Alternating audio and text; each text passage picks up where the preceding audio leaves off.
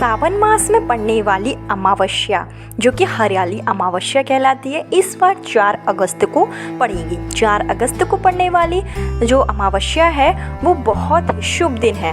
सावन में पड़ने वाली अमावस्या एक बहुत ही शुभ दिन होता है और ये बहुत ही शुभ फलदायक भी होता है। साथ ही साथ अमावस्या का तो विशेष महत्व है ही, और इस दिन रवि पुष्य योग भी बन रहा है। रवि पुष्य योग जो कि एक ऐसा योग होता है जिस दिन अगर आप कोई भी उपाय करें, कोई भी आप पूजा पाठ करें तो उसका आपको अक्षय फल प्राप्त होता है।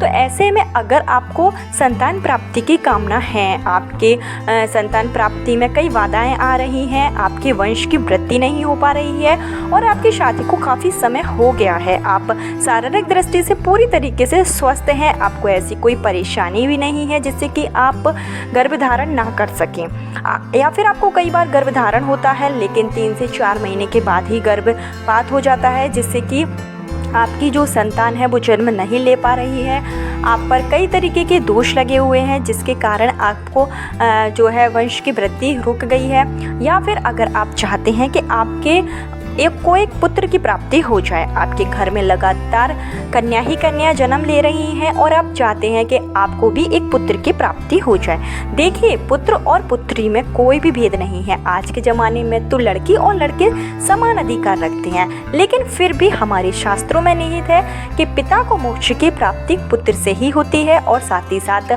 अगर एक पुत्र हो जाता है तो बहनों को उनका भाई भी मिल जाता है और आपका परिवार संपन्न हो जाता है। साथ ही साथ हमारे जो बड़े बुजुर्ग होते हैं उनका कहना भी है कि वंश की वृद्धि के लिए एक पुत्र का होना बहुत जरूरी है। तो अगर आपकी भी ऐसी कोई कामना है, आप पुत्र प्राप्त करना चाहते हैं, तो उसके लिए आप इस वीडियो में बताया गया एक सरल सा उपाय जरूर कीजिए, जो कि आपको सावन माह की अमावस्या तिथि पर करना है, जिसको हम हरियाली अमावस्या कहते हैं, जो 4 अगस्त रविवार के दिन पड़ेगी। तो इसके लिए आपको एक छोटा सा मैं उपाय बताऊंगी, ज़्यादा आपको कुछ इसके लिए विशेष उपाय नहीं करना है, सिर्फ आपको छोटा सा उपाय करना है। और अगर पति पत्नी दोनों मिलकर करते हैं तो बहुत ही अच्छी बात है, क्योंकि संतान की जो प्राप्ति होती है वो पति पत्नी दोनों के सहयोग से होती है, तो दोनों को ही शामिल होना बहुत ज़रूरी है। लेकिन अगर किसी कारण से पति बाहर रहता है, नहीं कर सकता है, समय नहीं है, तो उस स्थिति में पत्नी भी इस उपाय को पूर्ण कर सकती है। आपको मैं जो उपाय बताऊंगी वो आपको करना है गौ माता के लिए। आपको किसी मंदिर परिसर में जाने की ज़रूरत नहीं है। आपके घर पर ही अगर गाय आती है या फिर आपके घर पर गाय पली हुई है तो भी आप इस उपाय को कर सकते हैं। नहीं तो आप कहीं गौशाला में जाकर भी, आपके घर के आसपास किसी के अगर गाय पली हो, किसी ने गाय पाल रखी हो, तो उसके यहाँ जाकर आप यह उपाय कर सकते हैं। इसके लिए आपको क्या करना है कि जैसे कि 4 अगस्त अमावस्या का दिन है, आपको उस दिन सुबह जल्दी उठ जाना है, ब्रह्म मुहूर्त में आपको उठना है। मतलब जो भी आप उपाय करें तो उसके लिए उस दिन आप सुबह जल्दी ही उठा करें, सूर्योदय से पहले पहले आपको उठ जाना है। स्नान आदि करके आपको साफ सुथरे वस्त्र जो है वो धारण कर लेने हैं। और आपको क्या करना है कि इस दिन आप गाय माता का पूजन करेंगी। जो आप गाय माता का पूजन करेंगी वो आपको दोपहर में 12 बजे से पहले पहले पूर्ण कर लेना है। आप 10 बजे कर सकते हैं, 11 बजे कर सकते हैं, अपने आप समय के अनुसार कर लीजिए, लेकिन 12 बजे से पहले पहले आपको गाय का पूजन जो है वो कर लेना है। गाय का पूजन आप कैसे करेंगे, तो इसके लिए आप एक थाली लगा लीजिए और उस थाली में आपको कुमकुम, चंदन, थोड़ा सा चावल रख लीजिए, फूल रख लीजिए, जो भी आपके पास ऐसी चीज़ हो जो आप यूज करते हो पूजा पाठ में, तो वो आपको उसी थाली में रख लेना है। साथ ही साथ आपको गाय माता को एक विशेष प्रसाद लगाना है।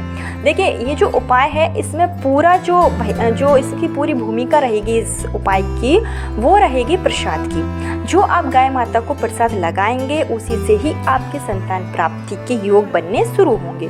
तो किस तरीके से आपको प्रसाद लगाना है उसको आप थोड़ा सा ध्यान से सुन लीजिए।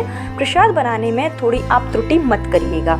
आपको क्या करना है कि इसके लिए आपको 250 ग्राम आटा ले लेना है। आप सवा पसेरी मतलब आटा इस तरीके से ले सकते हैं। उसके साथ ही आपको 100 ग्राम दूध लेना है और 100 ग्राम आप घी लेंगे। थोड़ी मात्रा कम ज़्यादा हो सकती है, कि लगभग मैं आपको एक अनुपात बता दे रही हूँ कि आपको 250 ग्राम आटा ले लेना है, 100 ग्राम आप दूध रख लीजिए, 100 ग्राम आप घी रख लीजिए। उसके बाद में आपको जो आटा है वो अच्छे से सान लेना है और अगर आटा नहीं सनता है, आपको थोड़ी सी मतलब आटा सानने में दिक्कत हो रही है, तो फिर आप थोड़ा दूध इसमें और भी ऐड कर सकते हैं। और आटा सानने के बाद में आपको बनानी है एक रोटी। जो आप रोटी बनाएंगे वो सारे आटे की आपको एक ही रोटी बनानी है, चाहे रोटी मोटी बने चाहे पतली बने। अगर आटा ज़्यादा है तो आप उसकी मोटी सी रोटी बना लीजिए, लेकिन सिर्फ आपको एक ही रोटी बनानी है और उस रोटी को आपको अच्छी तरीके से घी में भिगो देना है। मीन्स आपको जो घी लगाना है वो आपको अच्छा खासा इसमें घी लगाना है।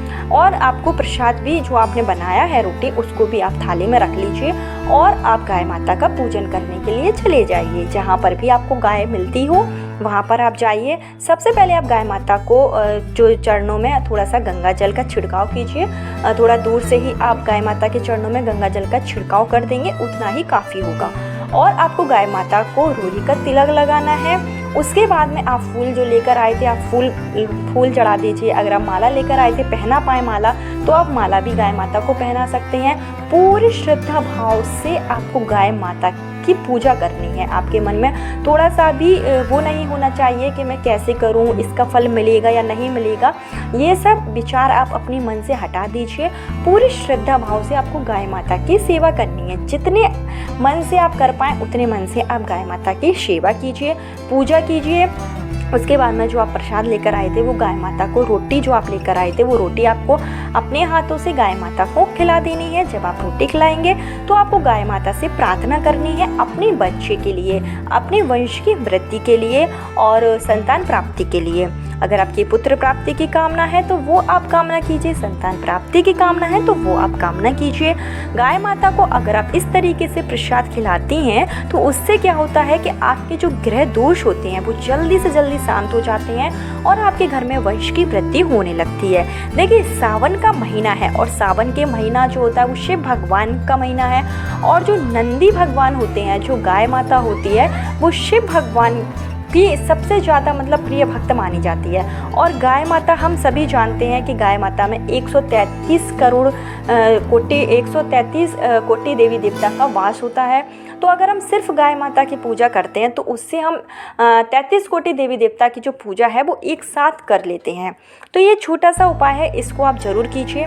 इसके बाद में जब आपकी पूजा समाप्त हो जाए, आपने प्रसाद खिला दिया, आप जब गाय माता वहाँ से हट जाए तो गाय माता के चरणों के पास की जो मिट्टी होगी, जहाँ पर गाय माता ने अपना पैर रखा हुआ था, वो मिट्टी आपको उठा लेना है। और इस मिट्टी को आपको या तो आप लाल कलर के कपड़े में बांध लीजिए या फिर आपके पास चांदी का ताबीज हो तो चांदी के ताबीज में भी आप इस मिट्टी को भर सकते हैं। उसके बाद से आपको अपने घर आने के बाद में दोपहर में ही, जैसे कि अमावस्या तिथि को ही आपने उपाय किया है और अमावस्या के दोपहर में ही आपको एक जो आपने ताबीज लिया है चांदी का, जिसमें आपने मिट्टी भरी है, उस ताबीज को आपको अपनी कमर में धारण कर लेना है। अगर आपने लाल कलर के कपड़े में इसको बांधा है तो भी आप अपनी कमर में धारण कर लीजिए। लेकिन अगर आप लाल कलर के कपड़े में बांधते हैं तो थोड़ा सा आपको परेशानी होगी। तो मैं यही कहूँगी कि आप चांदी का ताबीज ले लीजिए और उस ताबीज में ही आप इस मिट्टी को रखकर बांधिए। अब इधर एक विशेष बात मैं आपको बता देती हूँ कि अगर आपकी पुत्र प्राप्ति की कामना है तो इस ताबीज का जो साइड है, मतलब जो ताबीज है वो आप अपने दाहिने साइड में रखिएगा। अगर आपको कन्या की प्राप्ति है, आपके कोई भी संतान नहीं है, आप चाहते हैं आपको कन्या हो या पुत्र हो, कोई भी हो जाए, तो कन्या प्राप्ति के लिए आप इस ताबीज को अपनी कमर के बाएं साइड रखिएगा। मतलब कमर में आप जो धागा बांधेंगे, लाल कलर के धागा में आप ये ताबीज बांधेंगे और जो ताबीज का साइड है वो आप अपने बाएं साइड में रखिएगा। और आपको इसको अगली अमावस्या तक बांधना है। मतलब आपको अगली अमावस्या नहीं, आप जब तक इसको बांधे रखिए, करीब 3-4 महीने तक आप इसको अपनी कमर में धारण कीजिए। आप देखेंगे कि 3 महीने के अंदर ही आपके पुत्र प्राप्ति के जो योग हैं वो बनने लगते हैं और आपके भी संतान प्राप्ति का सुख जरूर प्राप्त होगा। और जब आप प्रेग्नेंट हो जाएं उसके बाद में आपको ये धागा जो है वो निकालना नहीं है। इस ताबीज को आपको 3 महीने तक और बांध के रखना है, जब तक कि आपका जो गर्भ है वो पूरी तरीके से नहीं बन जाता है, जो आपका बेबी है वो अच्छी तरीके से बन जाए। जब तक 3-4 महीने तक आप इसको अपनी कमर में बांधे रखिए। अगर हो सके तो आप इसको 9 महीने तक भी बांध कर रख सकते हैं। उसके बाद में जब आपकी मनोकामना पूरी हो जाए, आपको पुत्र की प्राप्ति हो जाए, तो इस ताबीज को निकालकर आप किसी भी वृक्ष के नीचे रख सकते हैं। अगर आप बहते हुए जल में प्रवाहित कर पाएँ तो बहुत अच्छी बात है। बहते हुए जल में नहीं कर पा रहे हैं तो आप इसको या तो पीपल के पेड़ के नीचे रख दीजिए, बरगद के पेड़ के नीचे आप इसको रख सकते हैं। यह एक छोटा सा उपाय था जिसको अगर आप सावन की अमावस्या जो कि हरियाली अमावस्या, यह छोटा सा उपाय जरूर कीजिए। 4 अगस्त आने ही वाली है, रविवार के दिन है। इस दिन आप अगर एक छोटा सा उपाय कर लेते हैं तो हो सकता है कि भोलेनाथ आपकी मनोकामना जल्दी से जल्दी पूरी कर दें और आपके घर में भी अगर काफ़ी समय से आप संतान को लेकर परेशान हैं तो वो परेशानी खत्म हो जाए और नन्हे मुन्ने बच्चों की किलकारियाँ आपके घर में भी गूंजे। कल फिर मिलती हूँ नए वीडियो नए उपाय के साथ। जब तक के लिए हर हर महादेव, श्री शिवाय, नमस्तुभ्यम।